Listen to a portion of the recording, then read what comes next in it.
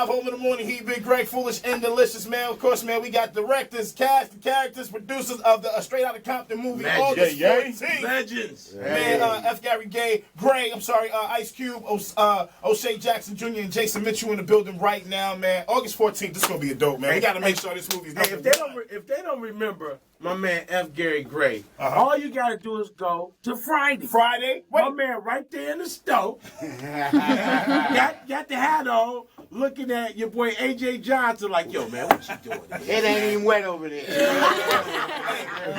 I like how you was in the movie yesterday as the DJ. Just for a second, man. Just for a second. Just for a second. Mac, yeah.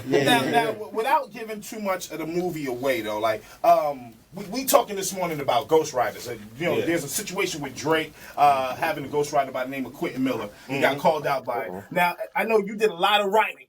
For N.W.A. How was that process? Explain that process real quick. I mean, I used to be a ghostwriter, straight up, you know what I mean, for Eazy. Right. You know what I'm saying? So, it happens. It's really about the talent and can you make a good record? Okay. A lot of dudes can rap, a lot of dudes can write, a lot of dudes can do a lot of that, but they can't even dance. They can't make a dope record. Okay. So it's really about, using all the skills you got to make sure that record is dope. And you got to use a ghostwriter. As an MC myself, I'm not really a fan, even though I used to be one. I'm not really a fan. I think people want to hear you got to be able to do it all. You know what I'm saying? You got to be able to write it. You got to be able to rhyme it. And you got to be able to put a record together. You know what I'm saying? I think that's the art of being an MC. Right. You know what I'm saying? Now, being a rapper or being a lyricist or vocalist or whatever, that's a whole different thing. You know what I'm saying? And so I'm old school. I do it real OG, B-boy style. Write my stuff, say my stuff, do my stuff, and that's, to me, a true MC. That's real. Now, you know what's crazy is, like, I was working at Little Caesars at Joe Louis when y'all came into town and did that concert. It was like everybody was over there like, yeah, want another pizza? All right, cool, because we tried to get the hell up out of there to see the concert.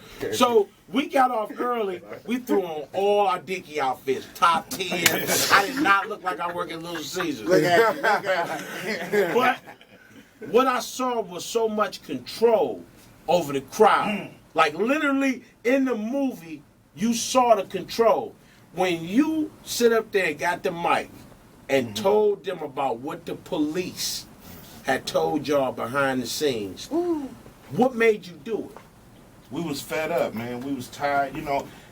Before we got to Detroit, every city we would go to, the police would sit us down and read us the obscenity laws of the town and what we couldn't say, what we could say.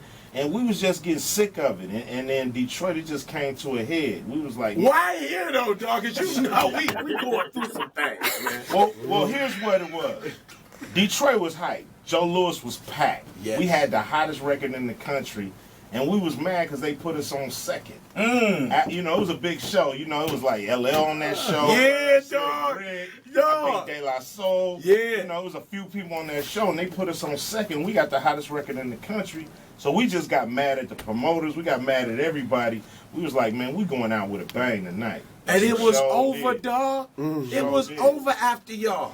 Yeah. I'm talking about literally, and I'm sitting up there with an S-curl that didn't take it. The show was shut down. I'm talking about when they did that. We ran up out of there, and it was over, man, and we were so mad. But at the same time, who knew that we would witness one of the biggest concerts in hip-hop where they got locked up literally, y'all got through in paddy wagons. It was like, it was like cop abuse. There was a lot of that in the movie, man. I like the fact that y'all addressed that. It even went to the, without giving too much of the movie away, the Rodney King situation, police brutality. So what's next for y'all? Like, what's next? I know y'all got to promote the movie, but what's next, though? Part 2? The world. Please say part 2. Please say part 2, dog. It's all about Straight Outta Compton right now. Yeah, man, we ain't got nothing else. Nothing else. That's a world after this. Hey, that's right. I told Cube, I say after seeing this movie, you're gonna want to see Dre's legacy. Yeah. You're gonna want to see Cube's legacy after that, because Cube came out with albums that was straight. I ain't gonna lie, the West Side was very on top after you came out with your solo albums. Like, you didn't really hear too much about the East. But that was another legacy, the Eminem phase of the aftermath that put a little part in there for you. And big shout out to my boy T Green. There was a bodyguard in there looked just like T Green, the bass player for Gin and Juice. I'm like, yo, that's the T Green, knock him out. Hey, they tell us we gotta wrap it up, but do y'all want to say any last words to the people that's listening here in the city, man? August 14th. Man, straight out of Compton. Go see it. Let's make it Eazy. the number one movie. Right The there first without the week, the window. first weekend, all that, you know? It's a movie that's about American history. It's about our history. This movie's a slice of life.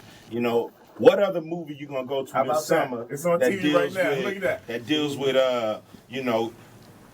dope dealing, gang banging, cop abuse, Reaganomics, AIDS, HIV, hardcore hip hop. Freedom of speech, the FBI, it's like everything rolled into this movie, and you gotta see it. I don't know who can stay home on August 14th and not go see this movie. Hey, no, That's right. No, I see. I saw it like it was an underbreath. I see. You saw a whole breath? Man, damn. Osea Jackson Jr., you want to say anything, man? You want to say anything?